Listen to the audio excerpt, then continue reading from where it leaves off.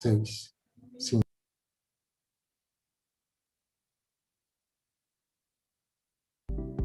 Conoce las sentencias de la Corte que protegen los derechos humanos de todas las personas. Para ampliar tu conocimiento sobre el trabajo jurisdiccional, accede a los libros gratuitos, Infografías, videosentencias, comunicados oficiales y transmisiones en vivo. Encuéntranos en Facebook como Suprema Corte de Justicia de la Nación. Sigue nuestra página oficial y sé parte de la Corte Digital.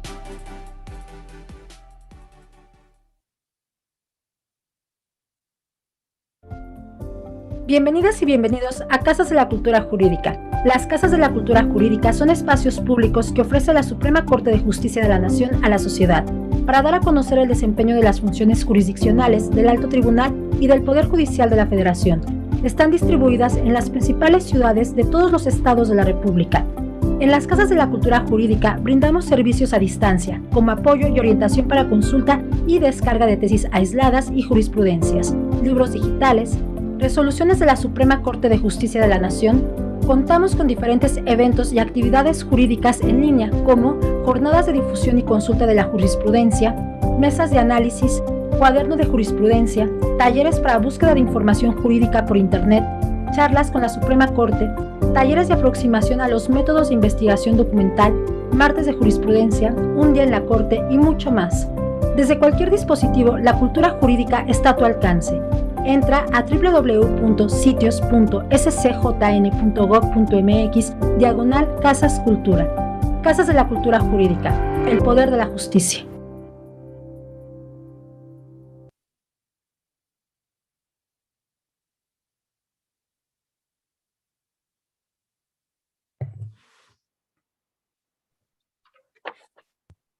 Muy buenas tardes tengan todos ustedes, a las personas que nos acompañan el día de hoy en esta sesión del Diplomado en Juicio de Amparo.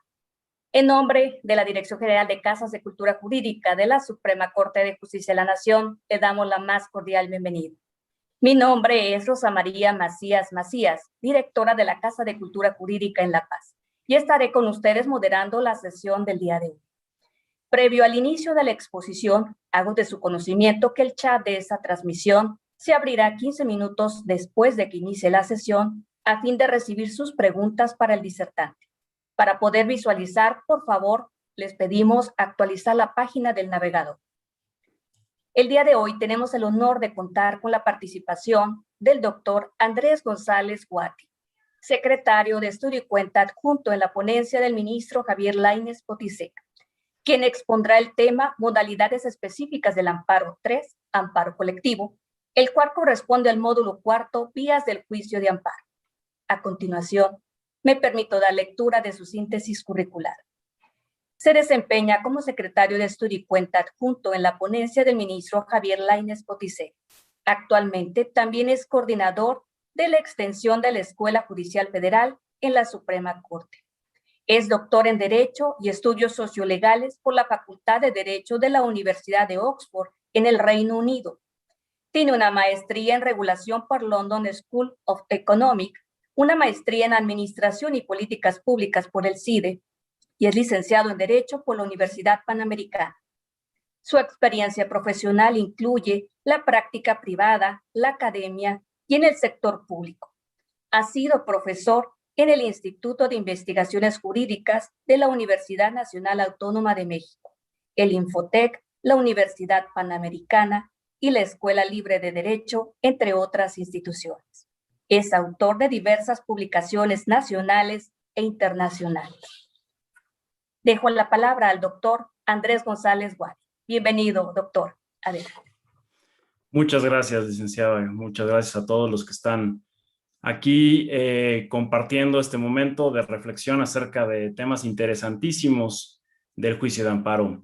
Este tema es bien importante. Yo creo que como todos los que están viendo en este diplomado, en este programa, pero pues digamos que en general es muy importante hablar del juicio de amparo porque todo lo que tiene que ver con alguna autoridad, y son muchísimas cosas las que involucran a alguna autoridad, requiere o puede o tiene esa posibilidad de ser defendido a través del juicio de amparo.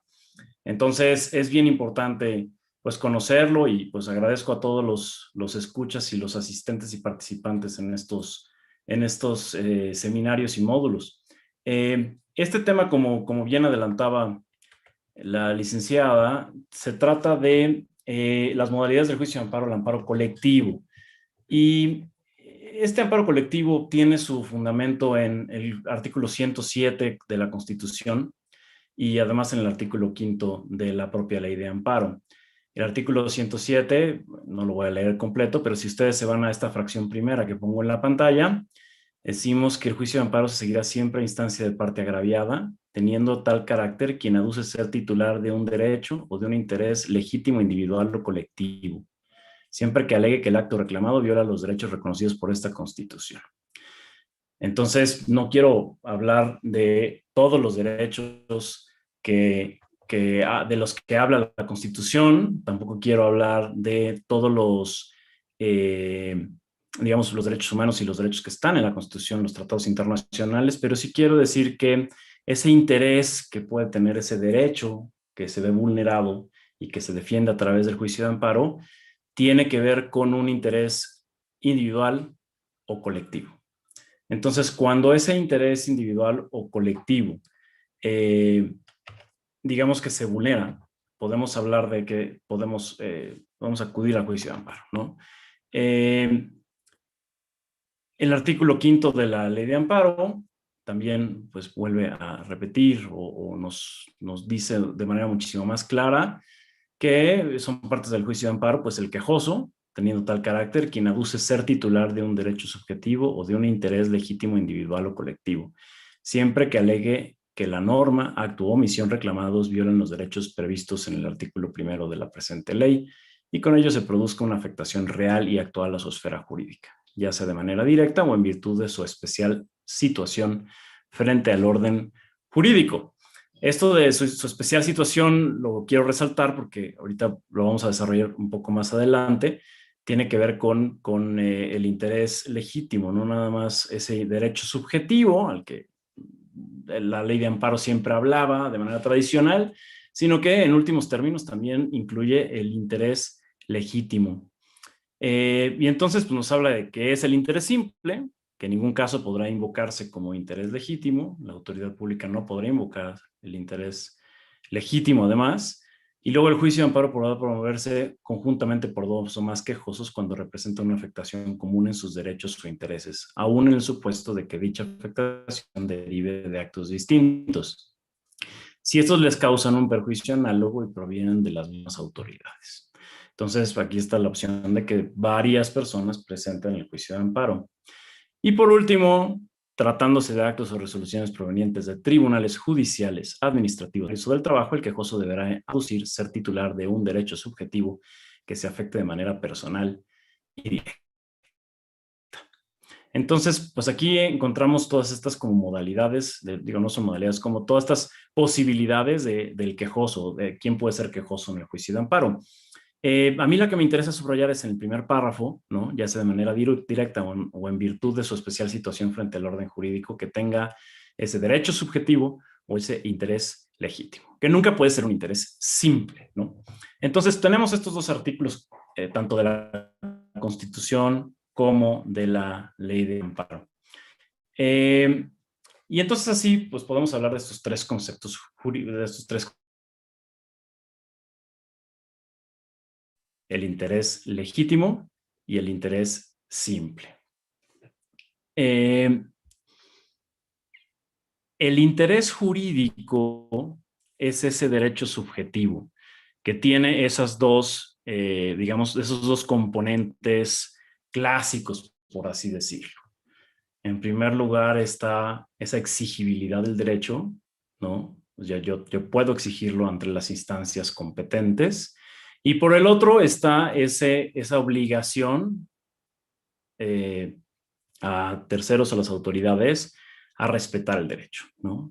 Entonces, pues el derecho objetivo lo conocemos muy bien, porque pues tradicionalmente era la materia del juicio de amparo, nada más eso, y además porque pues nuestro sistema normativo, nuestro sistema jurídico mexicano está lleno de derechos subjetivos, ¿no? que tengo pues en virtud de la ley, en virtud de un contrato, en virtud de un acto de autoridad. Y entonces yo puedo, en efecto, ejercerlos y defenderlos en tribunales, y si esos derechos involucran un derecho humano, también defenderlos a través del juicio de amparo. Pero luego está el interés jurídico, y aquí es donde se pone divertida la cosa, ¿no? Por así decirlo.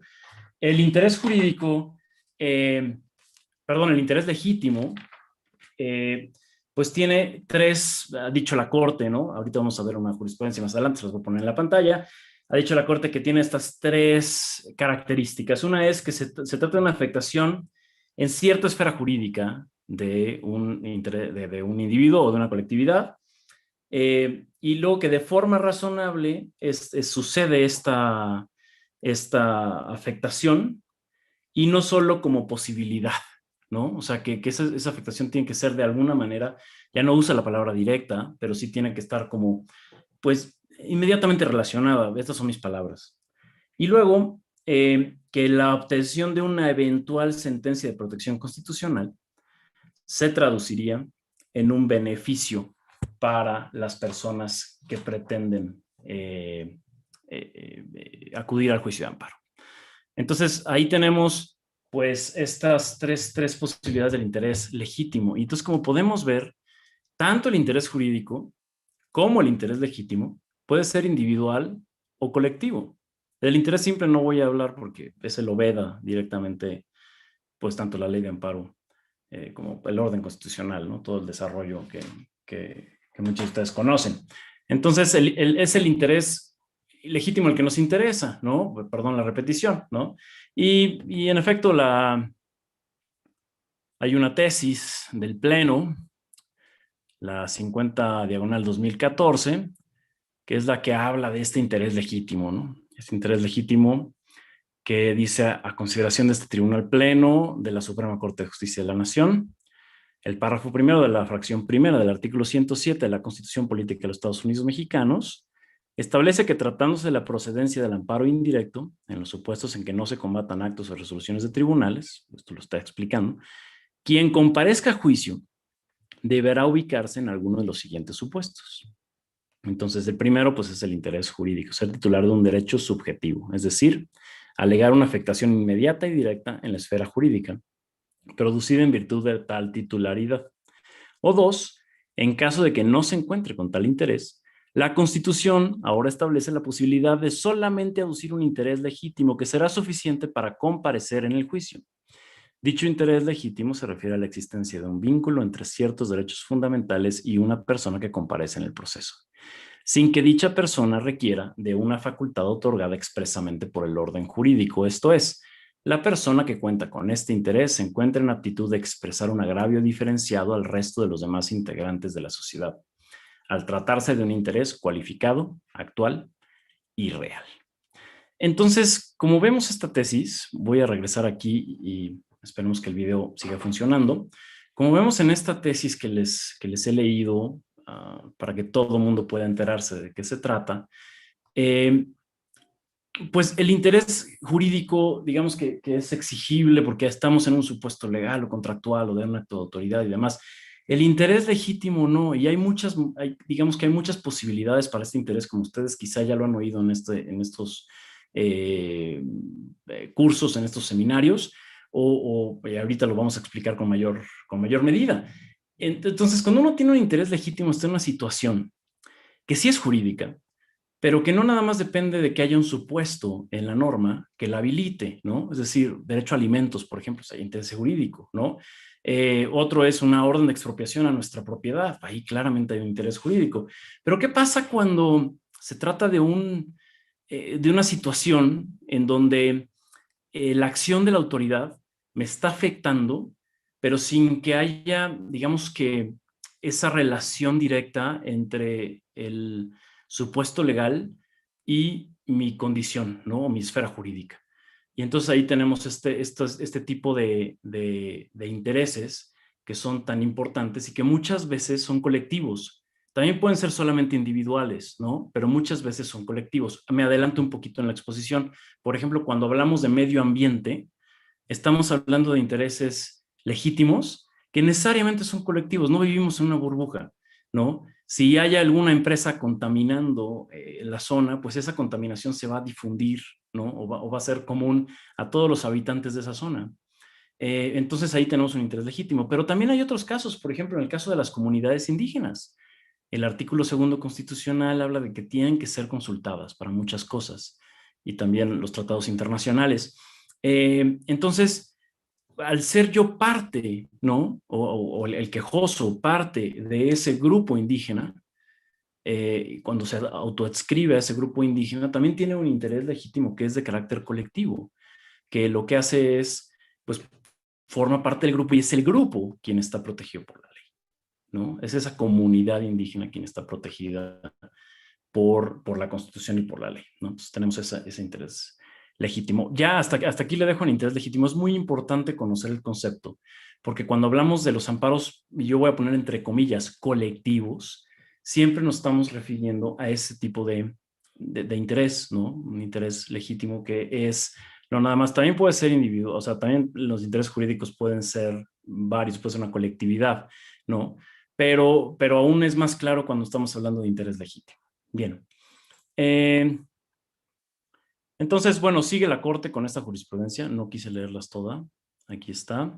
Y entonces sí hay que decir una cosa. Puede haber una confusión porque se habilitaron más o menos en la misma época, ¿no? Y finalmente están hablando de cuestiones de intereses colectivos. Puede haber una confusión entre el amparo colectivo y las acciones colectivas, ¿no? Y entonces voy aquí a referirme muy brevemente. Es un artículo del Código Federal de Procedimientos Civiles, en donde el artículo 581, que habla acerca de que para los efectos de este código, los derechos citados en el artículo anterior se ejercerán a través de las siguientes acciones colectivas. Entonces habla de 3 acciones colectivas. Una primera es la acción difusa, una segunda es la acción colectiva en sentido estricto, y una tercera es la acción individual homogénea. Y esos son esos 3 tipos de acciones que permite la ley procesal civil federal. La acción difusa, como aquí dice la acción primera, tiene una naturaleza indivisible que se ejerce para tutelar los derechos e intereses difusos, cuyo titular es una colectividad indeterminada, por ejemplo, el medio ambiente al que nos referíamos, que tiene por objeto reclamar judicialmente del demandado la reparación del daño causado a la colectividad, consistente en la restitución de las cosas al estado que guardaban antes de la afectación, o en su caso, el cumplimiento sustituto del acuerdo a la afectación de los derechos o intereses de la colectividad. Entonces aquí estamos hablando de intereses difusos, o sea, esos intereses que son muy difíciles de individualizar porque dependen de un, pues, por ejemplo, medio ambiente, ¿no? O de formar parte de una comunidad más amplia o este tipo de cosas, ¿no?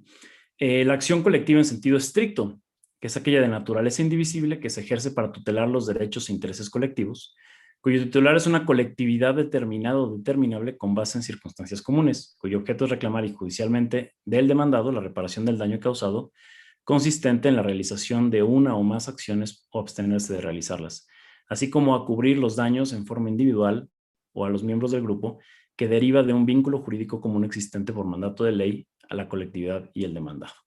Entonces aquí no estamos hablando de un interés difuso, sino que si hay una colectividad que jurídicamente tiene que estar determinada. Por ejemplo, digo, aunque podría ser también parte de un interés jurídico puro y duro, pero una asociación de colonos, donde todos los miembros de la asociación tienen un vínculo claro que la ley reconoce y por el cual también ellos pueden acudir a esta acción colectiva. Cada uno de manera personal, pero como miembros de la colectividad, porque es a la colectividad a la que está afectando, ¿no? A la que está afectándose. Y luego la acción individual homogénea, que es aquella de naturaleza divisible, esto es bien importante, que se ejerce para tutelar derechos e intereses individuales de incidencia colectiva, cuyos titulares son los individuos agrupados con base en circunstancias comunes, cuyo objeto es reclamar judicialmente de un tercero, el cumplimiento forzoso de un contrato o su rescisión con sus consecuencias y efectos según la legislación aplicable. Por ejemplo, este tipo de cosas sería cuando hay consumidores en un mercado y que todos tienen, por ejemplo, un contrato de servicios de telecomunicaciones, que ahora están tan de moda. Entonces ahí, pues digamos que cada uno podría acudir a los tribunales a demandar una falta en la prestación del servicio, pero la ley permite que también vayan todos, ¿no? Digamos que sí, se puede dividir, pero también se puede ejercer de manera colectiva, y la verdad es que puede ser la Profeco, ahorita veremos a continuación cómo sucede esto. Nada más, muy brevemente, es solamente para distinguirlo de esta versión más colectiva del juicio de amparo. Bien, bueno, entonces, pues hasta aquí ya hemos expuesto qué es el interés jurídico, qué es el interés legítimo, cómo se relaciona el interés legítimo con derechos de alguna manera colectivos o que tienen colectividades, y luego qué son estas acciones colectivas que desarrolla y regula el Código Federal de Procedimientos Civiles.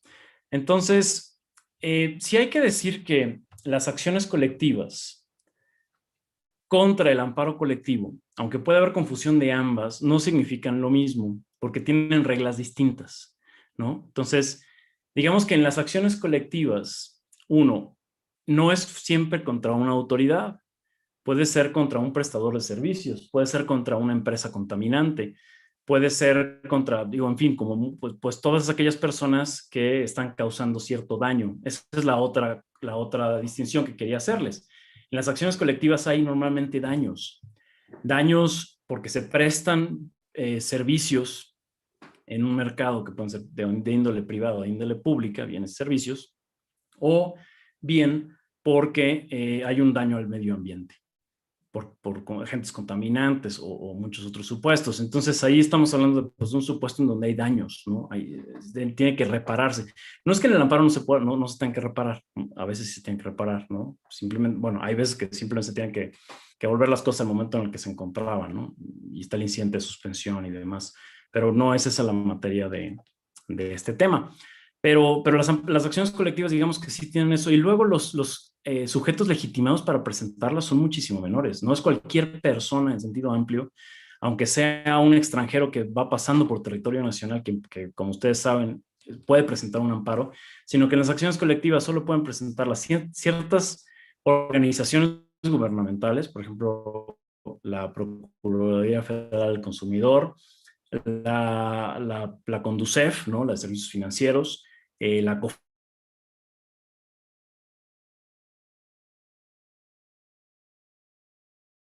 entre alguien más, la Procuraduría Federal de Protección del Ambiente también puede presentarlas, ¿no? Y que son las que toman de manera colectiva la representación de estos intereses grupales, por así decirlo. La otra cosa es, como decía, que son daños los que se están, ¿no? Los están exigiendo. Entonces, hasta aquí llevamos rápidamente.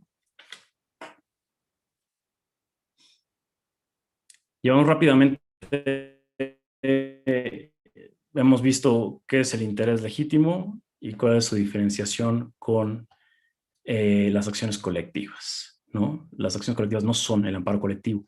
Y esto se ve muy claramente en una tesis que voy a poner aquí en la pantalla, ahorita lo hago más grande, de los tribunales colegiados de circuito, ¿no? Perdón, esta no es la que...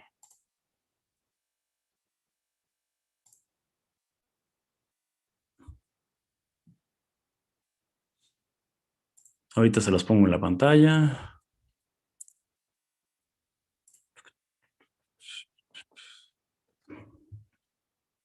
Sí, aquí está. Entonces, la tesis no está como tal aquí, pero ustedes la pueden consultar en el Semanario Judicial de la Federación. Es la que está ahí, el rubro citado en la presentación. Y entonces, pues lo que dice aquí el colegiado es, a ver, una cosa es que se puedan reclamar en amparo afectaciones a grupos, es decir, afectaciones que por su propia naturaleza son metaindividuales. Pero eso no significa que los quejosos representan al grupo, porque así lo dice el colegiado. Cuando uno analiza el artículo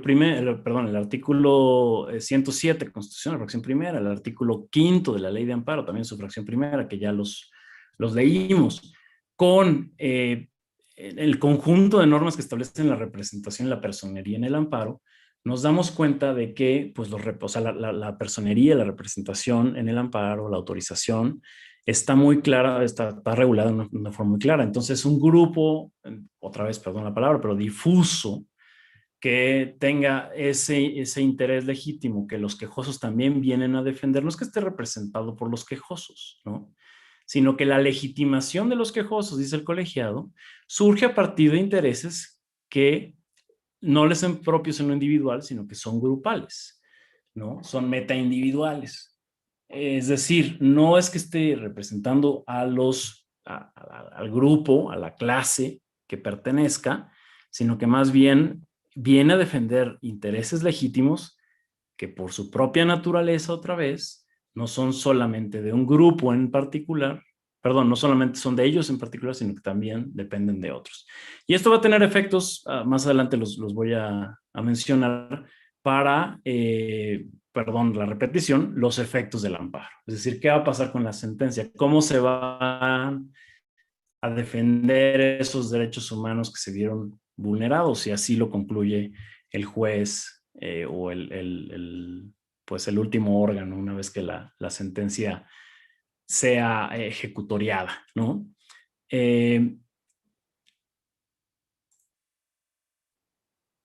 Entonces, yo sé que a los 15 minutos después de la clase, perdón, los últimos 15 minutos de la clase vamos a dar tiempo para una sesión de preguntas y respuestas.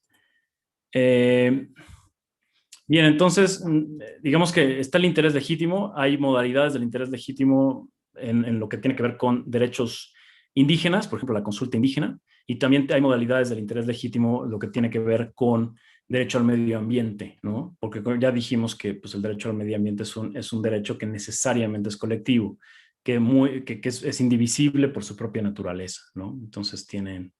Pero bueno, aquí lo que sí quiero dejar muy claro es que hay una diferenciación entre las acciones colectivas civiles que tienen una naturaleza distinta y una regulación distinta en ley, y por otro lado, el amparo, digamos, cuando tutela un interés colectivo, un interés legítimo colectivo. Y entonces no necesariamente tiene que venir un grupo. Por ejemplo, en las acciones colectivas, puede ser alguna agencia gubernamental, también puede ser una asociación civil que tenga un objeto que esté relacionado con la protección de estos derechos de los que habla el Código de Procedimientos Civiles, o también puede ser una colectividad, pueden ser 30 personas, al menos 30 dice la ley, dice el Código, que tienen que acudir, ¿no? Con un representante común. Entonces, pues eso sería inaudito en el amparo. En el amparo, la verdad es que puede acudir cualquier persona, una colectividad también, ¿no? Porque puede haber intereses jurídicos y intereses legítimos, ¿no? Tanto individuales como colectivos. Entonces, eso es lo que quiero dejar como muy en claro, ¿no?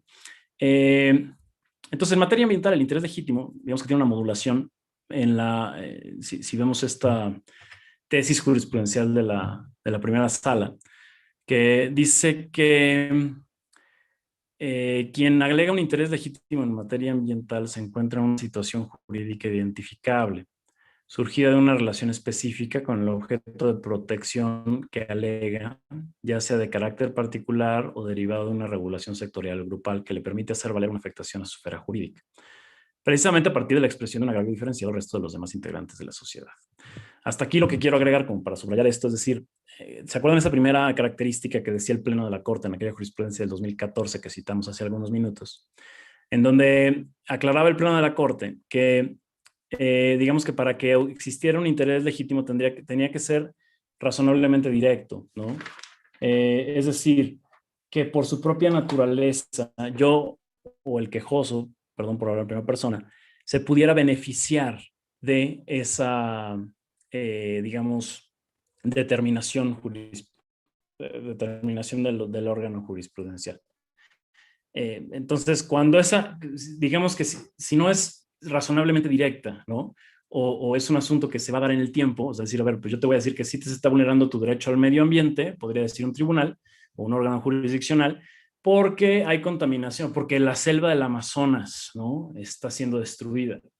Ok, ¿no? Digamos que, pues, si el quejoso no se encuentra en el Amazonas, no podría, pues, otra jurisdicción, pero a lo mejor que el quejoso estuviera diciendo que es inconstitucional alguna determinación de un acuerdo comercial entre México y Brasil, porque estuviera vulnerando el medio ambiente, ¿no? Se me ocurre, es un ejemplo a lo mejor un poco descabellado, pero bueno, a lo mejor para la función de la clase sirve. Entonces, ¿qué pasaría ahí? Pues yo creo que el quejoso no tendría interés legítimo, porque finalmente no estamos hablando de algo que le afecte en el corto plazo, que le vaya a beneficiar la resolución. Obviamente, el cambio climático es un asunto en donde a todos nos beneficia, nos perjudica las acciones que se tomen en ese rubro de manera inmediata, pero tiene que haber como algún beneficio que sea muchísimo más inmediato para el quejoso, para que pueda hacer eso. Entonces, a esto se refiere esta primera parte de la tesis de la primera sala. Después sigue, el interés legítimo para promover un juicio de amparo en materia ambiental depende de la especial situación que guarda la persona o comunidad con el ecosistema que se estima vulnerado, particularmente con sus servicios ambientales. Por lo que la privación o afectación de estos es lo que califica la especial posición del accionante para acudir al juicio de amparo a reclamar su protección, en tanto que le permite formular un agravio diferenciado frente al resto de las personas que pueden sentirse afectadas por el daño al medio ambiente. Además de que su protección se traduce en la obtención de un beneficio específico, el restablecimiento de dichos servicios ambientales en su favor.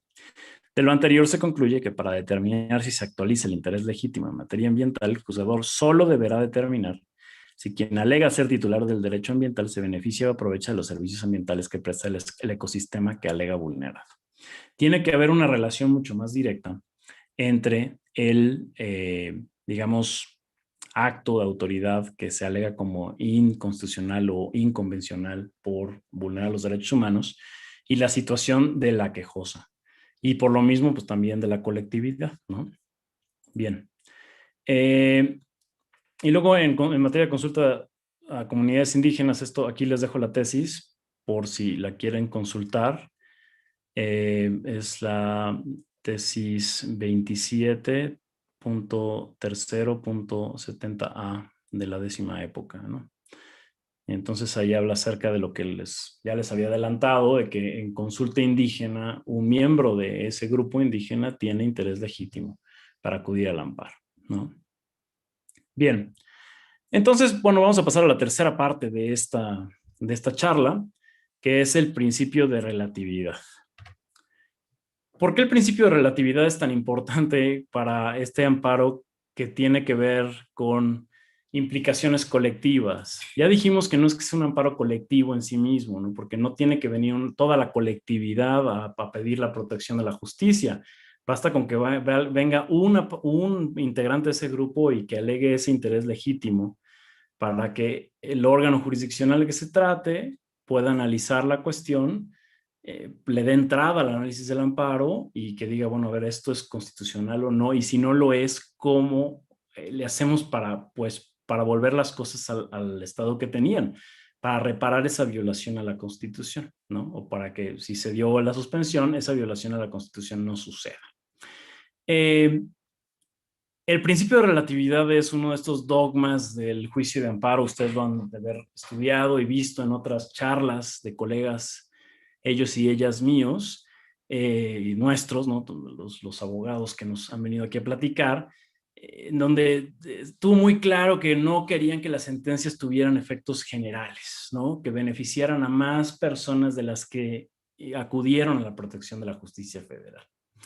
Y es cierto, ¿no? La regla general en el juicio de amparo es que los efectos de este mismo mecanismo de protección de derechos humanos son, digamos, solamente para las partes quejosas. Sin embargo, ¿qué pasa cuando abrimos la puerta? Lo hizo el constituyente y luego lo hizo, digamos que los organismos legisladores en su momento, abrimos la puerta a que se puedan alegar intereses legítimos colectivos. ¿No? No solamente jurídicos colectivos, que eso pues podría ser porque podrían estar todas las personas en el mismo supuesto legal y acudir al amparo. Pero aquí tenemos intereses legítimos colectivos.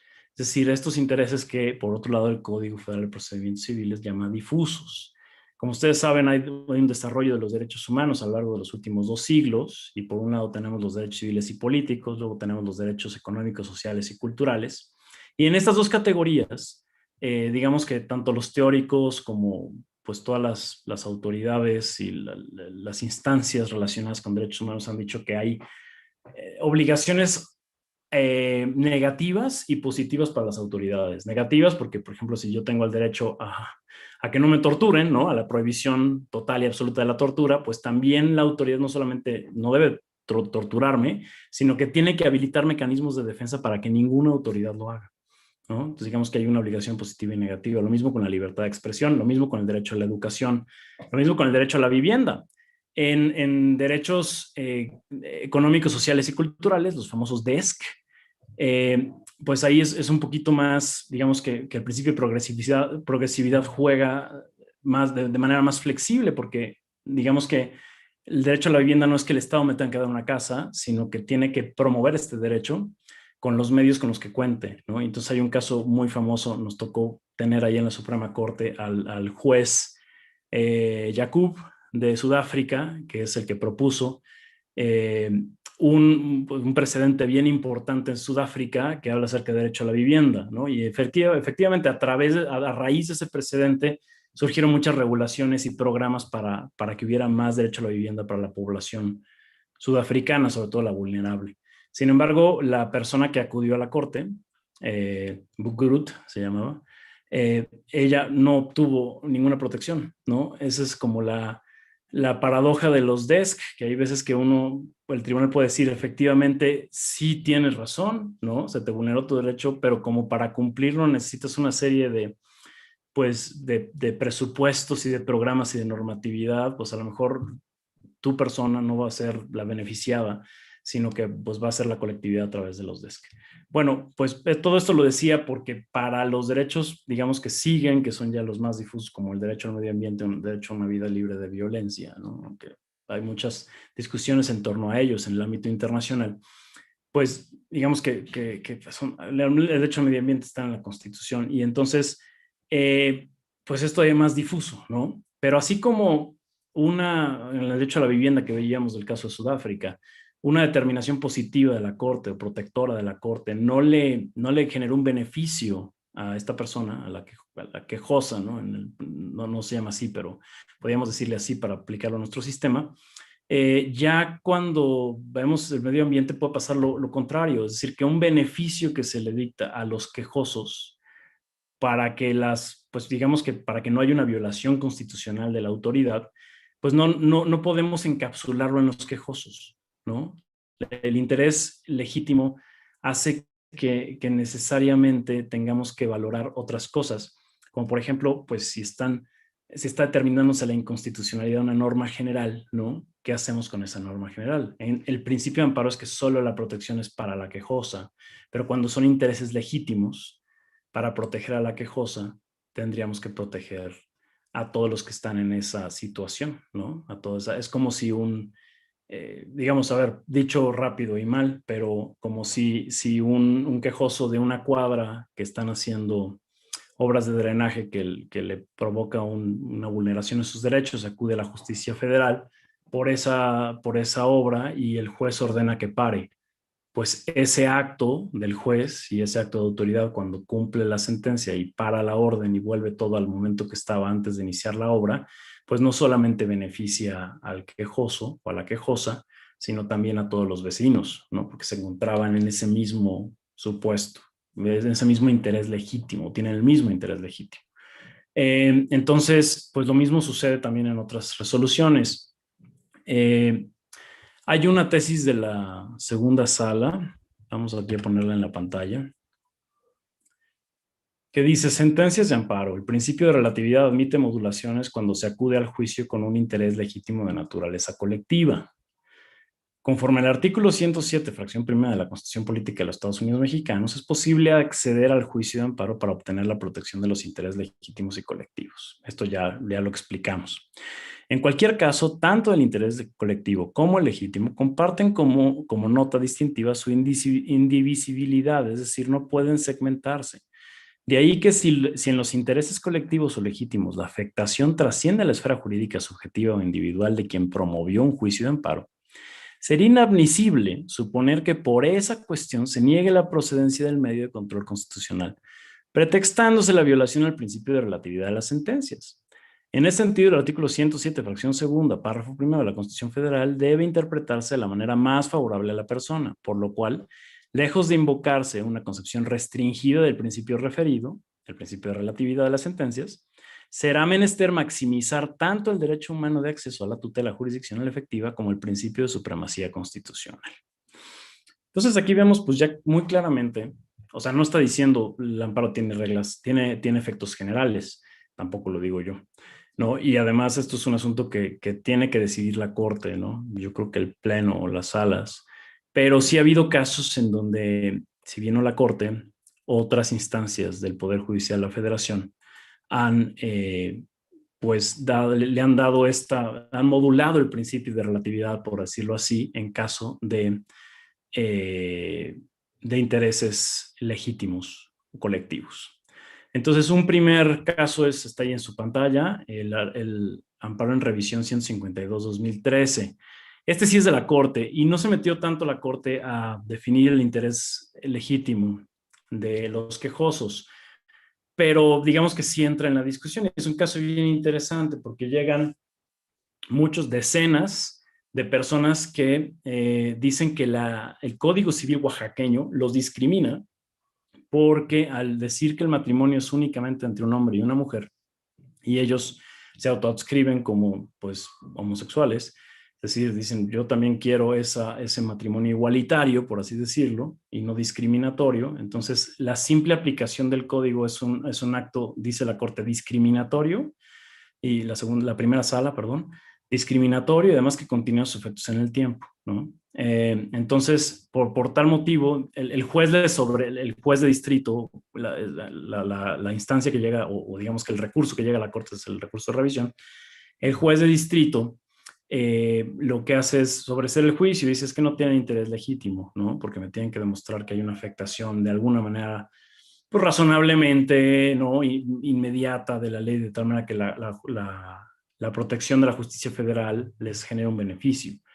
Y sin embargo, la primera sala dice, no, sí existe, ¿no? Porque pues está claro que se están autoadscribiendo y al autoadscribirse dentro de ese grupo que está siendo discriminado por la norma local, ¿no? Pues ahí se genera esta violación a sus derechos humanos y por tanto se les concede el amparo, ¿no? Luego hay otros dos juicios, dos expedientes. Estos son el número de expediente ya de revisión en la Corte. Bien interesantes. Uno es el AR 721-2018, ¿no? Lo resolvió la Corte, pero un colegiado también había resuelto otro. Y es el que me quiero referir es a la sentencia del colegiado. ¿Qué pasó? Rápidamente, para dar ya tiempo a preguntas y respuestas. Rápidamente, en este es muy interesante lo que pasa. Hay una prohibición legal en México digamos, promover anuncios comerciales para los niños, en horarios para niños, de comida que no, bueno, está calificada, dicho rápido y mal, como chatarra, ¿no? Entonces, si tú en horarios de programación infantil no puedes tú promocionar publicidad de comida chatarra. Sin embargo, digamos que la que clasifica qué horarios son para programación infantil y qué horarios son para programación juvenil es la Secretaría de Gobernación. Y entonces, en unos lineamientos sobre clasificación de programas, lo que hicieron fue cambiar, estaba que la programación infantil era hasta las 7 de la noche, la barra de programación infantil, y antes de eso, pues no se podía comerciar o publicitar este tipo de productos. Lo movieron hasta las 4 de la tarde, entonces llegó una asociación de defensoría de las audiencias infantiles y llegaron varios padres de familia ejerciendo el derecho o digamos que alegando que se violaba también el interés legítimo de sus hijos menores y decían, bueno, es que aquí lo que está pasando es que se nos está vulnerando nuestro derecho porque a esa hora hay menores, o sea, normalmente de 4 a 7 de la tarde están los menores viendo la televisión y entonces van a estar sujetos a una programación que no es apta para ellos, independientemente de lo de la publicidad, ¿no? Eso ya es otra de las cosas. Entonces, digamos que ahí la orden del Tribunal Colegiado de Circuito que conoció del caso fue darles la protección de la justicia de la Unión, la justicia federal, para efecto de que la Secretaría de Gobernación emitiera unos nuevos lineamientos, pero que no pudiera poner que las barras programáticas infantiles fueran a partir de las 4 de la tarde. Obviamente esto pues tuvo efectos mucho más allá. Por un lado le ordenó a la Secretaría de Gobernación que dejara sin efectos los lineamientos, digamos que de alguna manera estaban vigentes. Esto es más complicado, pero no me voy a meter ahorita a eso. Y por otro lado le ordenó que emitiera unos nuevos lineamientos sin que pudiera poner la programación juvenil a la hora que le toca la programación, digamos, infantil, ¿no? Entonces, obviamente, pues esos lineamientos es una norma general administrativa, pero general, ¿no? Porque pues le atañen a todos los concesionarios y obviamente sus efectos llegan hasta los menores que están viendo programación radiodifundida, ¿no? Ese es un ejemplo. Y el otro ejemplo lo hizo un juez de distrito, acaba de confirmar la sentencia a la Corte hace un par de semanas, muy polémica la sentencia del juez de distrito, la de la Corte también. La Corte, digamos que confirmó la sentencia por inoperancia, ¿no? Porque se dio cuenta de que no era procedente el recurso de revisión. Y entonces digamos que se confirma la sentencia. Y este es el caso de los derechos de las audiencias. Para no hacer el cuento largo, porque es muy técnica la cosa, pero el asunto es que todos los radiodifusores, a las estaciones de radio y de televisión, tenían la obligación de emitir, digamos, unos códigos de ética, y esos códigos de ética tenían que ser supervisados por el Instituto Federal de Telecomunicaciones. Hay una reforma en el 2017 que, entre muchas otras cosas, que no se refirió ni el juez de distrito ni la Corte, lo que dice es: tu concesionario ya no tienes que darle al IFT esos, digamos, códigos de ética para que lo revise. Ya no tiene la facultad del instituto para revisarlo. Tú haz los códigos que tú consideres oportunos y finalmente, pues esos serán los válidos y nadie te puede revisar tus códigos ni nada. Entonces el juez de distrito lo que dijo es, que es la sentencia que confirmó la Corte, pero la Corte no asumió los razonamientos del juez de distrito porque digamos que la Corte no pudo entrar al fondo del asunto ni al estudio, por tanto no hay precedente ahí. Pero el juez de distrito sí lo que dijo es: a ver, en esta sentencia yo lo que veo es que tú, legislativo, tienes la obligación de defender los derechos de las audiencias, o sea, de establecerlos y de proveer mecanismos de protección. Y esos mecanismos de protección no pueden ser ninguno, como en efecto sucedió. De eso decía el juez de distrito. Es decir, dejaste que los concesionarios se autorregularan de manera absoluta.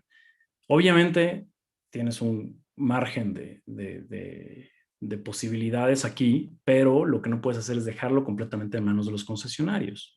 Y por tanto, entonces el juez de distrito, para lo que ahorita, ya perdón por toda esta introducción, pero creo que era necesaria para hablar de los efectos de esta sentencia. Los efectos de la sentencia son, así los determinó el juez de distrito, y como la Corte no pudo revisar tampoco los efectos porque no había materia para estudiar, entonces así quedaron, y es: el Congreso de la Unión tiene un plazo para dejar sin efectos aquella reforma del 2017 y el presidente promulgar que se deja sin efectos esa reforma del 2017. Con lo cual, aunque solo era una asociación digamos, defensores de las audiencias que presentó el amparo, digamos que, aunque la Corte, el juez de distrito, perdón, no dijo directamente son defensores de las audiencias, perdón, son unos y le voy a dar efectos generales, o sea, el juez de distrito no dejó sin efectos la ley, sino que dijo pues como es un interés legítimo colectivo, pues para darle esa protección necesaria tengo que darle de alguna manera efectos, digamos,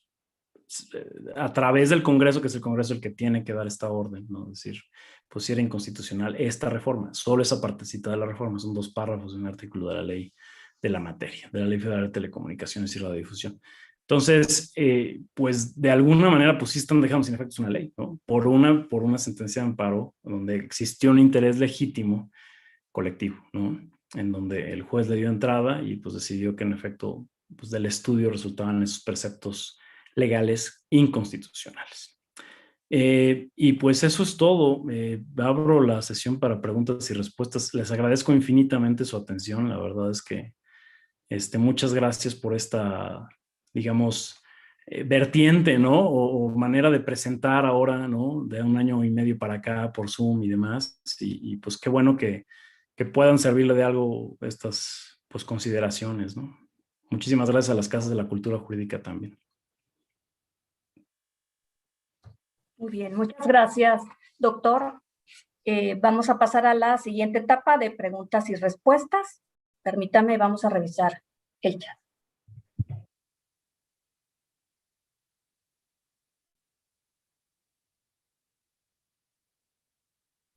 Tenemos la primera pregunta, maestro. ¿Cuál sería un ejemplo de interés legítimo de carácter individual? El juicio de amparo colectivo puede interponerse contra las iniciativas del Ejecutivo Federal porque en sentido estricto está afectando la esfera jurídica de un sinnúmero de ciudadanos. El amparo colectivo se puede interponer Por ejemplo, en caso de talar algunos árboles, delito ambiental. En la ley de amparo no existe un procedimiento especial para el amparo colectivo, tampoco se define qué es. En este caso, ¿se aplicaría supletoriamente el Código Federal de Procedimientos Civiles? En el caso de grupos que se dediquen de pueblos originarios, ¿con qué medios probatorios acreditan su interés jurídico? ¿O solo basta el legítimo para otorgar alguna medida cautelar? Bueno, creo que hay un poquito más de preguntas. Ahí haría una pausa para que pueda dar respuesta a las primeras, doctor.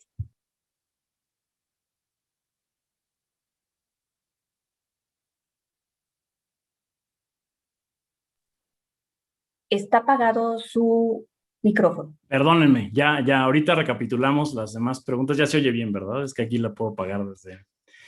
Digamos que sí, en efecto, no hay un capítulo que nos hable de los juicios de amparo colectivos en la ley de amparo. Y de hecho, su procedimiento de tramitación no es, yo es lo que pues promulgo, lo que concluyo, no es el del Código Federal de Procedimientos Civiles.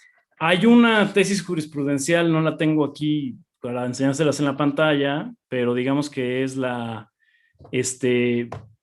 I mayúscula o 1, puede ser 1 romano, punto noveno, punto A, punto 7, K mayúscula de la 10ª época, en donde es una tesis en donde dice que la vía para el amparo colectivo no es la de las acciones, pero al decirlo creo que está confundiendo de alguna manera ambos procedimientos.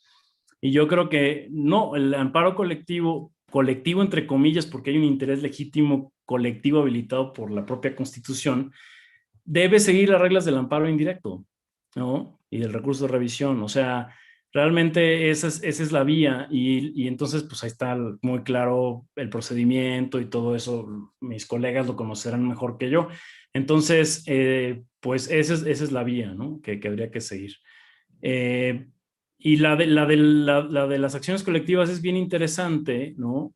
O sea, yo lo que formularía como pregunta de seguimiento, es decir, ¿qué pasaría con los amparos, ahora sí, directos contra una resolución en materia de derechos colectivos, ¿no? Por ejemplo, de materia de que va a la Profeco contra, no sé, no quiero dar ejemplos pero pues con un prestador de servicios, ¿no? Una ruta de camiones en donde pues se accidentaron 45 personas, ¿no? Entonces, ahí hay daños, están los 45 dentro del grupo, etcétera. Todos esos, digamos que no es que la ruta de camiones sea una autoridad para efectos del amparo, creo que la vía tendría que ser la del Código Federal de Procedimientos Civiles, y una vez que haya sentencias y la sentencia pues puede ser recurrida y luego también puede haber amparo y demás, pues podría ser esa una vía, ¿no? Pero yo creo que sí son dos cosas distintas, ¿no? Luego otra pregunta que me pareció, digo, todas están muy interesantes, ¿no? Pero las que pude anotar aquí y ahorita le voy a pedir a la licenciada que me la repita, es la de cómo se autoadscriben las personas indígenas a estas comunidades.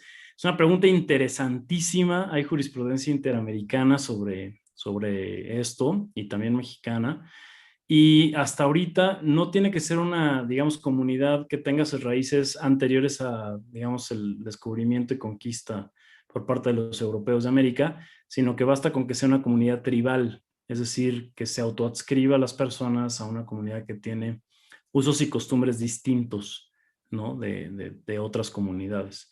Entonces, así es como está la prueba. Digamos que en los casos de la Corte Interamericana, pues se ha dado una serie de periciales y documentales en donde se dice, bueno, aquí hay un territorio que era ancestralmente de esta comunidad y esta comunidad por una, digamos, que se podría hacer por una prueba pericial en antropología o en etnografía, es decir, tiene usos y costumbres que son, digamos, propios, ¿no? Y que para llevar a esos usos y costumbres a la, ¿cómo se llama? A considerar una comunidad indígena, pues entonces tendríamos que, pues, los peritos lo que dicen es, pues tú no utilizas los usos y costumbres si no eres miembro de esa comunidad, ¿no? Pero bueno, ese es más o menos como la... Y luego, no sé si, bueno, había otras más, no sé si me las pudiera repetir, licenciado. Claro que sí, doctor. Quedó pendiente. El amparo colectivo se puede interponer por ejemplo, en el caso de talar algunos árboles como delito ambiental?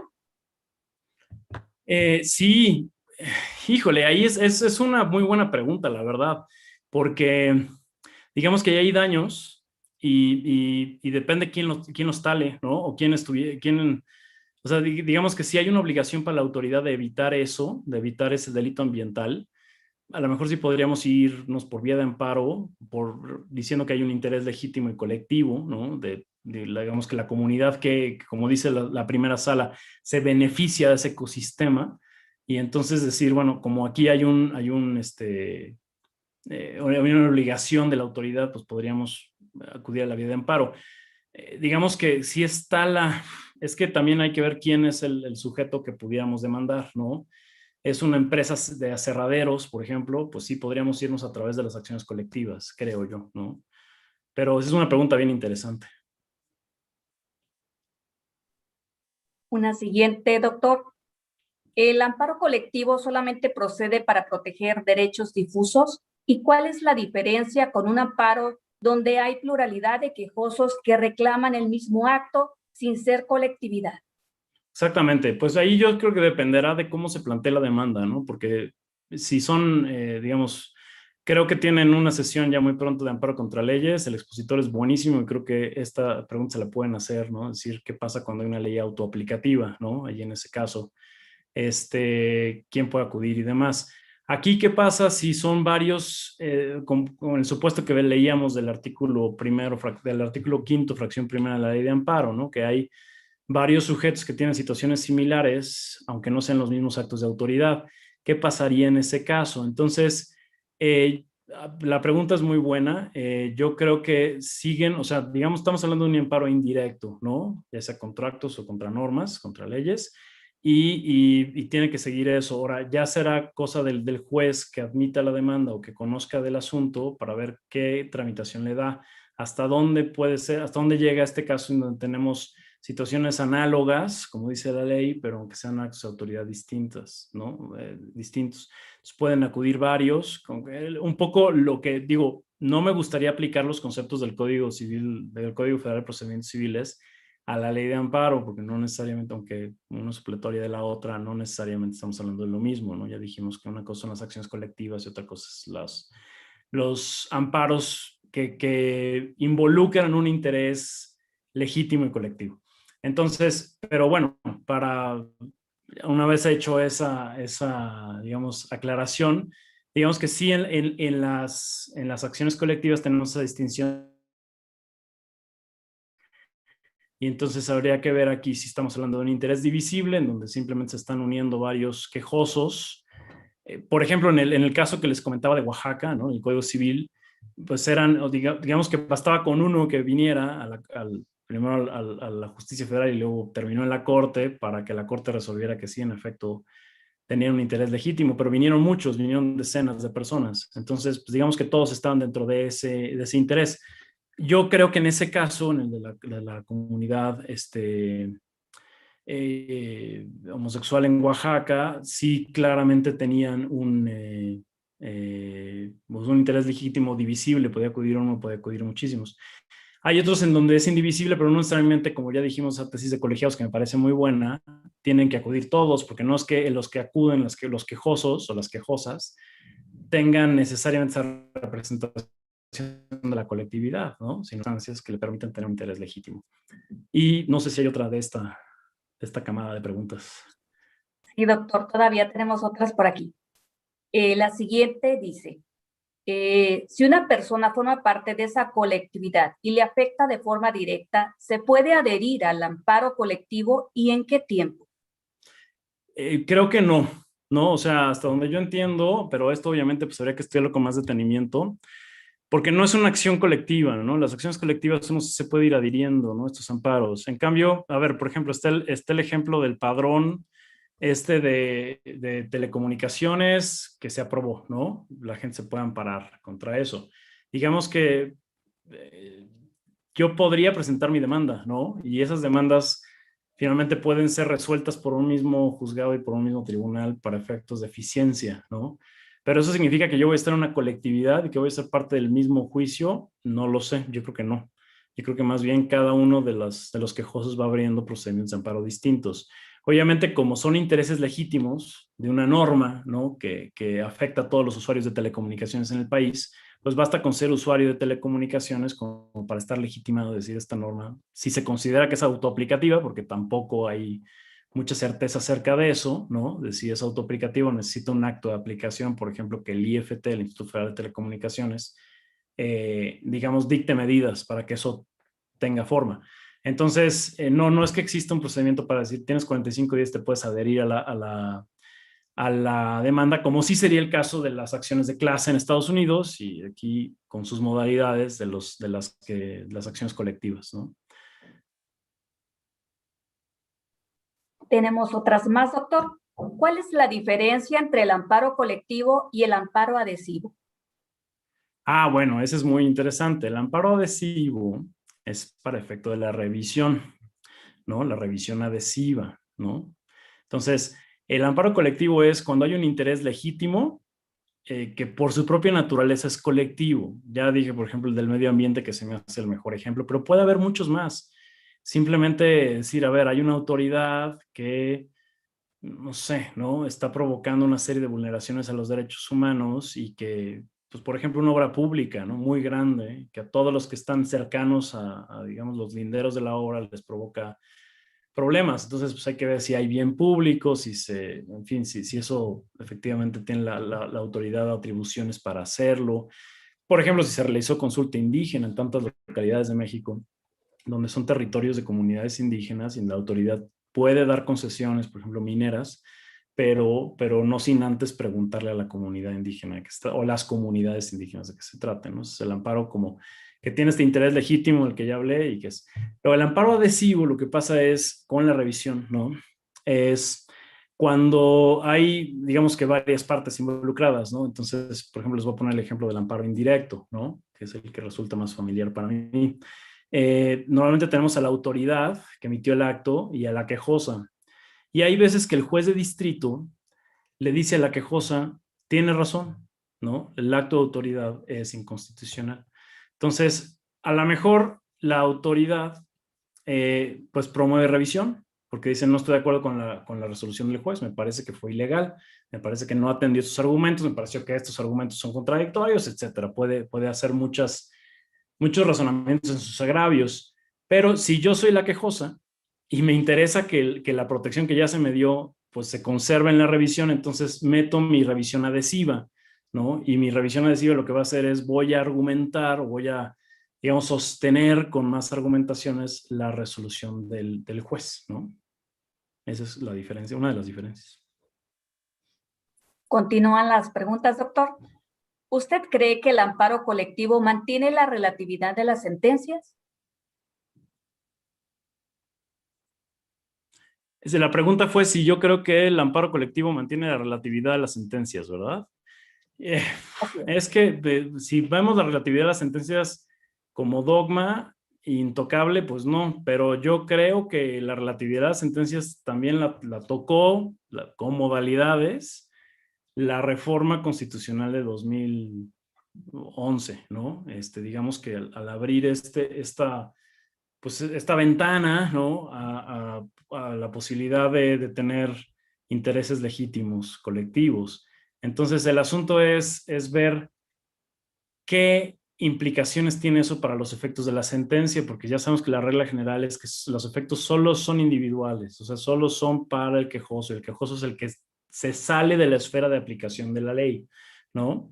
El ejemplo que ustedes conocen, bueno, ustedes conocen muchos ejemplos, hay muchos ejemplos, pero el que se me ocurre ahorita es, ¿qué pasa si me dan un amparo en materia fiscal, ¿no? Y me dicen, este impuesto es inconstitucional, bueno, que yo ya no tengo que pagarlo, ¿no?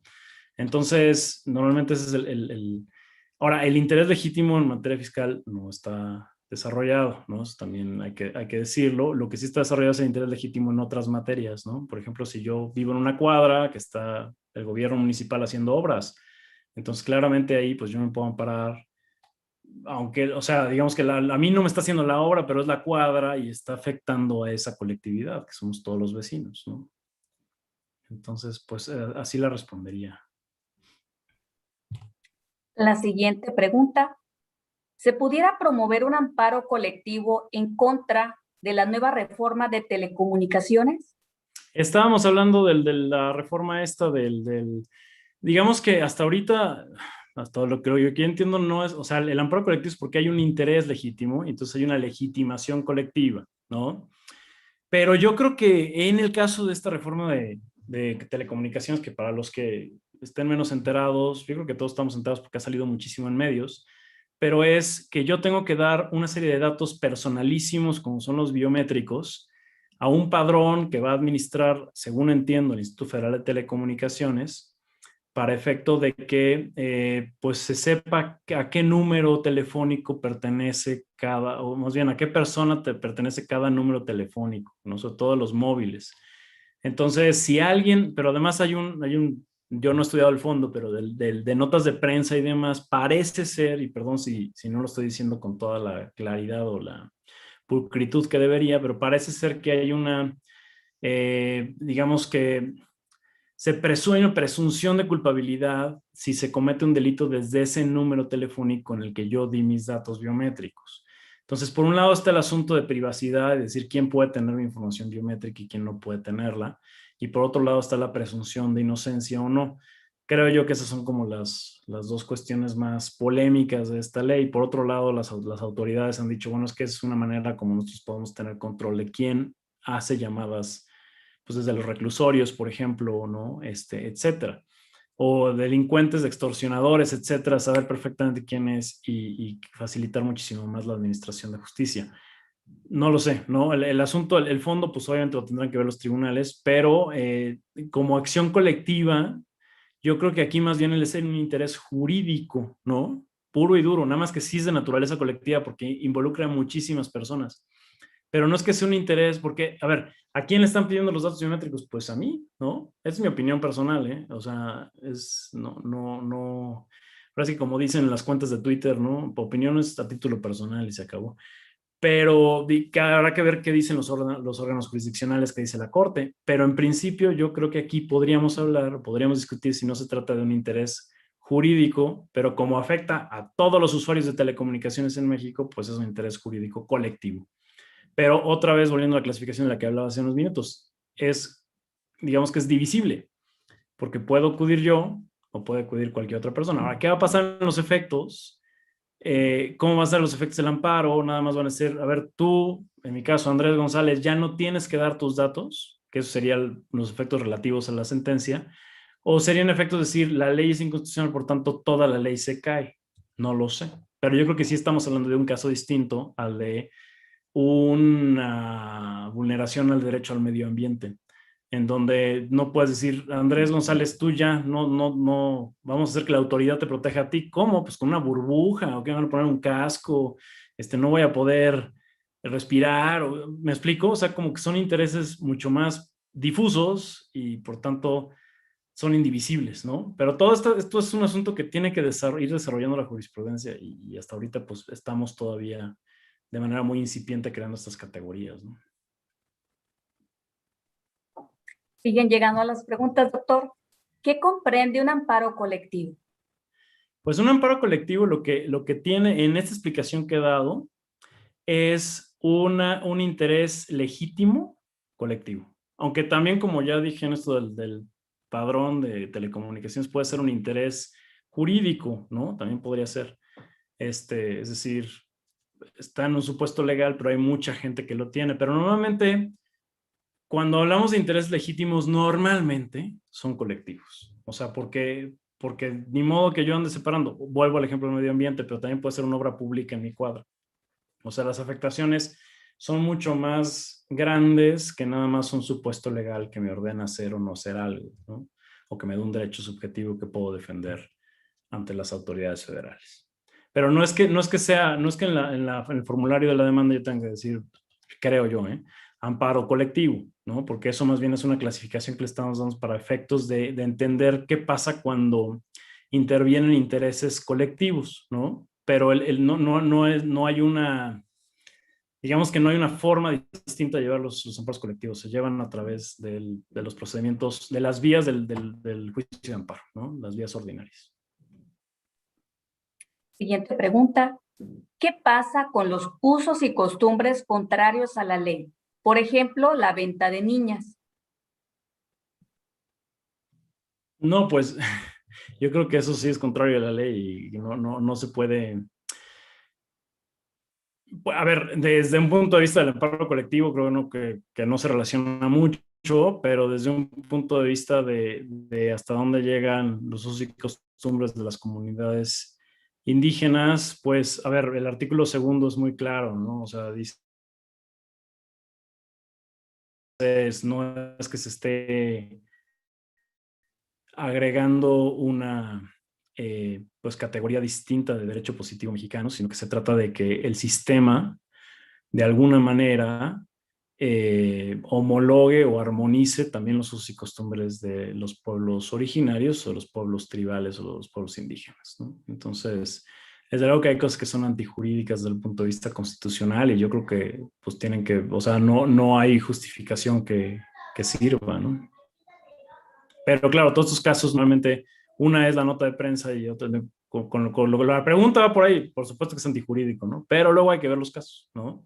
Porque luego la pregunta, o sea, decir, ¿qué significa esto? Hay que ver qué es lo que sucedió y podemos llegar a la conclusión de que en efecto es un asunto completamente ilegal, inclusive criminal, o podemos llegar al asunto de que es mucho más complejo que eso y tiene que ver con usos y costumbres. Pero, en fin, no está fácil, ¿no? La verdad es que el artículo segundo constitucional abrió pues una ventana de reflexión impresionante, ¿no? Siguiente pregunta. Si debo ejercer en una sola demanda todas las acciones, si tenemos acciones individuales y colectivas con interés jurídico y legítimo, ¿se promueve en una demanda o cómo se instrumenta?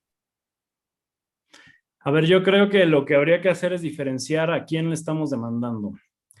Si es a la autoridad, o sea, alguna de las instancias que pueden ser reconocidas como autoridad para efectos del amparo, entonces tenemos que decir, a ver, aquí yo tengo un interés legítimo para acudir al amparo. Y ahí puede ser una colectividad o pueden ser algunos miembros de esa colectividad, pero como ya dije, no tienen que acudir todos porque no son representantes, porque no existe una cosa como amparo colectivo. Lo que tenemos es un amparo que cuida intereses legítimos que normalmente son difusos, para utilizar esta expresión, es decir, no podemos decir que sean divisibles, ¿no?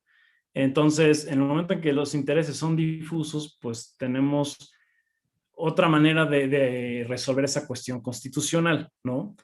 Eso por el lado del amparo. Pero, por ejemplo, si nosotros somos, no sé, habitantes de una región en donde hay una minera que está contaminando el ambiente, o hay una, no sé, ¿no? Una industria de lo que fuera que está contaminando el ambiente, pues yo no consideraría que esta organización, esta empresa, sea una autoridad para efectos del amparo. Habrá que ver, pero en principio no lo es. Entonces habría que acudir a una demanda colectiva en donde pues puede ser uno de los habitantes que la demanda se acabó y luego todos que se vayan, digamos, demandando. Pero claro, el Código Federal de Procedimientos Civiles lo que habilita es que pueda ser la colectividad misma.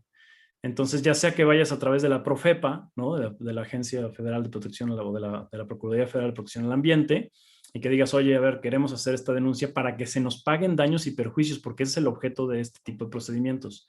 O sea, que las cosas vuelvan al estado en el que se encontraban, y si es imposible, entonces que se hagan todas las determinaciones del cumplimiento sustituto de la sentencia, ¿no? Pero la idea de las class actions en el sistema anglosajón y de nuestras novedosas acciones colectivas es esa, es decir, a ver, es muy caro acudir a la justicia y entonces una persona no puede hacerlo por sí misma, ¿no? Muchas veces hay otras que sí, pero dependiendo de qué personas trate, pero la mayoría de nosotros no es que vayamos a estar haciendo estrategias de litigio varias veces al año. Entonces, si sabemos que nuestros derechos, no estoy hablando solamente de derechos humanos, cualquier tipo de derecho, ¿no? Fue vulnerado por estas personas morales o físicas de las que se trate, podemos acudir a las acciones colectivas. Pero siguen, digamos, derroteros distintos. Uno es el procedimiento de amparo, o sea, y eso no estamos hablando de una acción colectiva, estamos hablando de un amparo que busca proteger intereses legítimos que en la gran parte de las veces son colectivos, porque así lo habilita el artículo 107 constitucional en su fracción primera y el artículo 5, fracción primera también de la ley de amparo. En cambio, en otro caso, lo que buscamos es proteger o defender derechos, punto, fin, se acabó. Pero para eso hay que ir a través de una de las organizaciones gubernamentales de las que hablé, ¿no? La Comisión Federal de Competencia Económica, la Profepa, la de Protección al Consumidor, la Conducef, etcétera. O bien, también uno puede ir a través de una AC, ¿no? Que tenga dentro de su objeto social con más de un año de formación la protección de este tipo de derechos. O bien puedes tú sumarte con al menos 30 personas, teniendo un representante común y entonces ya ir ante los tribunales a defender tus derechos, ¿no? Pero sí son cosas completamente distintas. La siguiente, ¿cómo operaría la suplencia de la queja en este tipo de amparo? Depende, porque si estamos en alguno de los supuestos en donde la ley de amparo habilita la suplencia de la queja, por ejemplo, interés superior del menor, ¿no? Pues el ejemplo que les ponía del colegiado y de los lineamientos sobre clasificación de programación, era ese precisamente, o sea, se decía, oigan, es que aquí estás vulnerando el interés superior de los menores. Entonces, ahí opera pues digamos que la suplencia de la queja en términos generales, pues por el Ministerio de la Ley de Amparo, ¿no? Si estamos también creo que se está cortando un poquito, pero si no, yo sigo aquí. Se escucha bien, ¿verdad, licenciada? O sea, Lo seguimos viendo y oyendo perfectamente. Perfecto, muy bien. Bueno, entonces es el problema de estas maneras de hacer las cosas a distancia. Pero bueno, lo que decía es si se habilita un interés legítimo de algún grupo protegido por la ley de amparo para que se habilite la suplencia de la queja, por supuesto que se puede. Si no, no. Ahora, sí hay que decir que este tipo de intereses colectivos, muchas veces, aunque yo no me atrevería a decir que todas, porque hay de todo tipo, sí involucran cierta protección, ¿no? De derechos, pues no sé, ¿no? De derechos laborales, ¿no? O de derechos de interés superior del menor, o simplemente de los derechos del mundo agrario, ¿no? En fin, tendría que habilitarse por la propia ley. Si es un caso en que no, por ejemplo, un procedimiento administrativo puro y duro, pues ahí no opera la suplencia de la queja.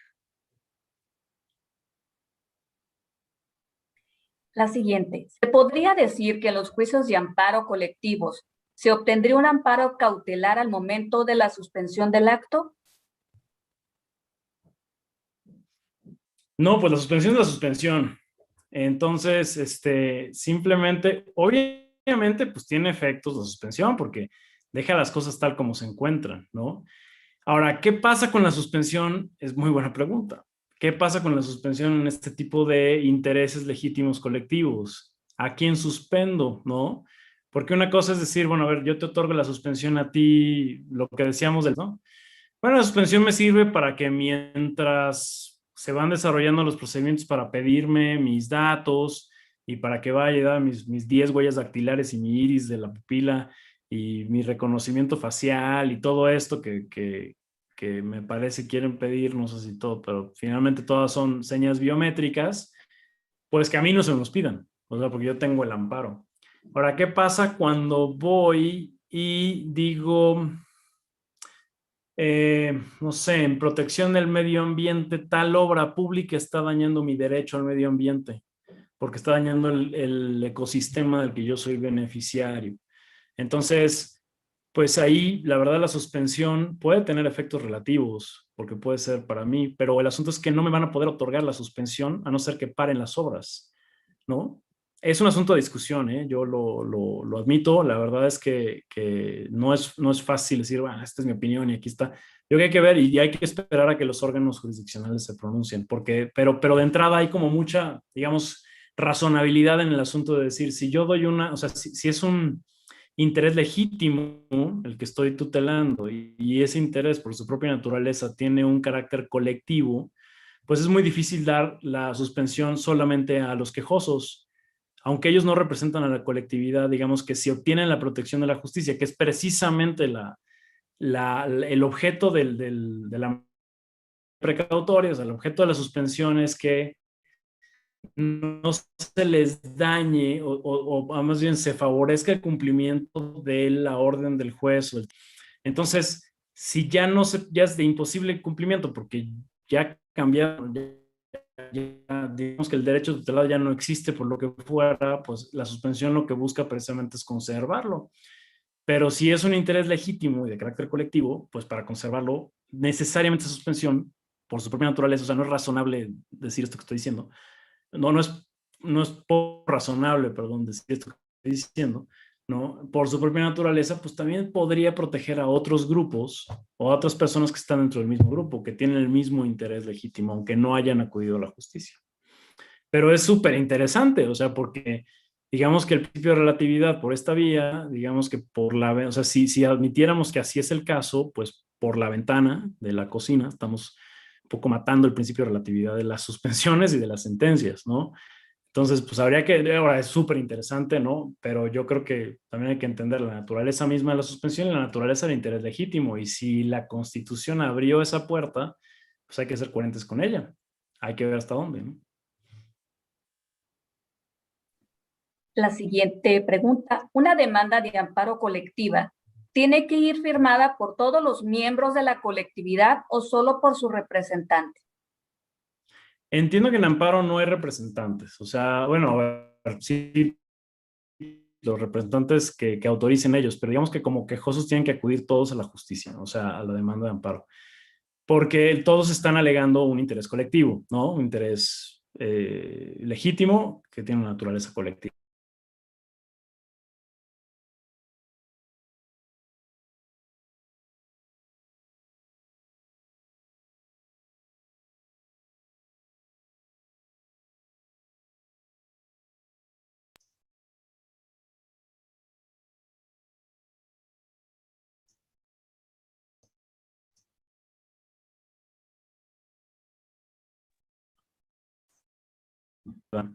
Y actuar por ellos en juicio. Entonces, pues sí puede haber un representante común, pero digamos que no es lo mismo, ¿no? Otra vez, una cosa es, o sea, yo para acudir a juicio, sí tengo que, de alguna manera, pues acudir como quejoso, ya sea a través mío de mis representantes, pero por una persona moral, por ejemplo, ¿no? Pero digamos que en las acciones, en cambio, sí está este asunto en donde dicen, a ver, aquí está esta class action y todos los que, perdón por usar el anglicismo, aquí está esta acción colectiva y todos los que se sientan vulnerados pueden acudir a los tribunales, ¿no? Para buscar que se les paguen daños y perjuicios o para que se dejen otras las cosas al momento en el que estaban. Pero es otra, o sea, son dos cosas distintas, ¿no? Siguiente pregunta. ¿Los trabajadores al servicio del Estado podrían ampararse de manera colectiva contra una ley? Muy interesante pregunta. Digamos que, a ver, los trabajadores al servicio del Estado tienen una relación laboral cada uno, ¿no? Entonces, podríamos estar en este supuesto de la misma ley de amparo en donde habilita que vengan dos o más personas, ¿no? Ya sea porque tienen una situación análoga y acudan al mismo juicio de amparo. Eh, ¿Cómo se opera esto allá a nivel juicio? La verdad es que habría que estudiarlo con más detenimiento, ¿no? Es decir, qué acuerdo hay, cómo permitir la entrada de nuevas personas, etcétera. Digamos que en principio ellos tienen un interés jurídico porque es decir, no es un interés legítimo, sino es un interés jurídico porque ellos son parte de la relación laboral, ¿no? Ahí sí claramente es un derecho subjetivo, ¿no? El que ellos asumen que se le está violando o que quieran defender a través del amparo. Entonces, y digamos que hacerlo colectivo o no, quizá no es lo más importante. Ahora, sí es cierto que si es el sindicato, por ejemplo, ¿no? El sindicato puede acudir en representación de todos los agremiados, por así decirlo, porque ahí sí hay una representatividad. En cambio, si yo soy simplemente vecino y acude mi otro vecino, no es que el quejoso vecino o la vecina quejosa esté representándonos a todos, ¿no? Como que hay esta diferencia. Entonces yo creo que en el caso de los trabajadores podrían hacerlo en individual que es divisible, o sea, cada uno está en un supuesto jurídico común, por así decirlo. Pero por otro lado, habría que diferenciar esa situación del interés legítimo, ¿no? Yo creo que aquí sí estamos hablando de un interés jurídico puro y duro.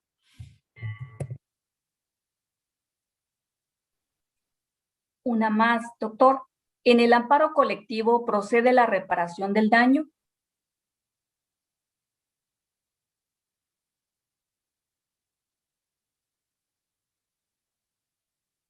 Está cerrado su micrófono, doctor. Perdón, es que ya ahora sí ya me escuchan, ¿no? Ahora, para reparación del daño puro y duro, o sea, digamos que los procedimientos dirigidos a la reparación del daño son los del Código Federal de Procedimientos Civiles, las acciones colectivas, ¿no?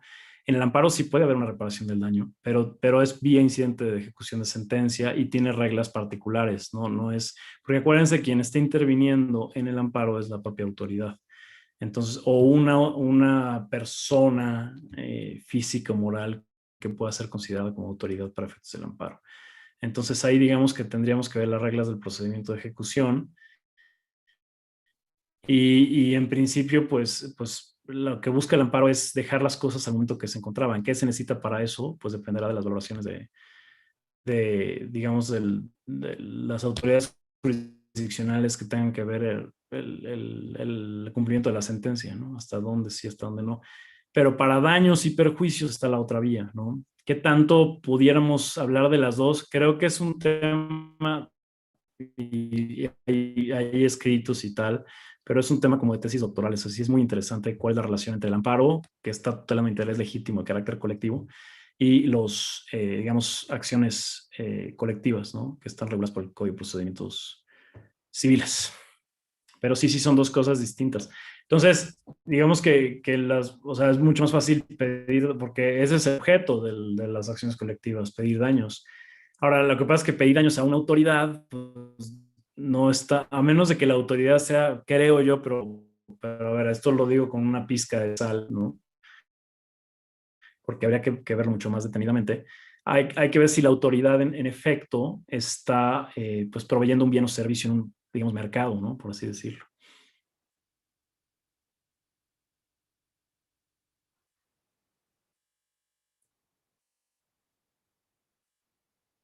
Yo no sé si haya otra pregunta. Tenemos una última, doctor, si nos lo Sí. permite.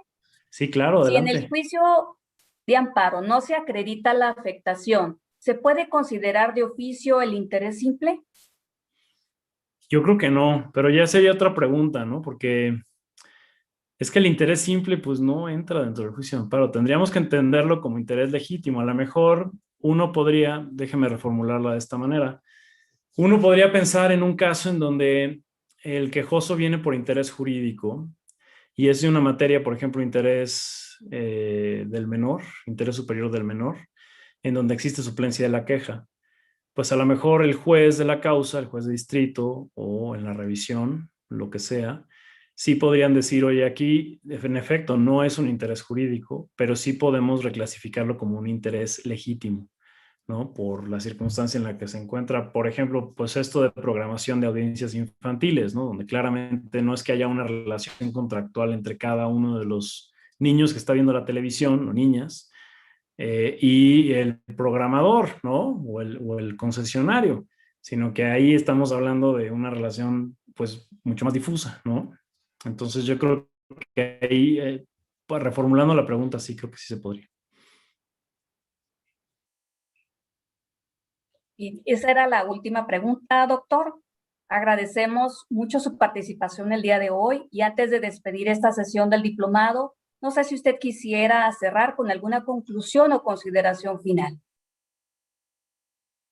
Pues nada más agradecerles muchísimo a la Dirección de Casas de la Cultura Jurídica, a usted, licenciada, por estar aquí de panelista, a todos los participantes, gracias por su tiempo. La verdad es que, pues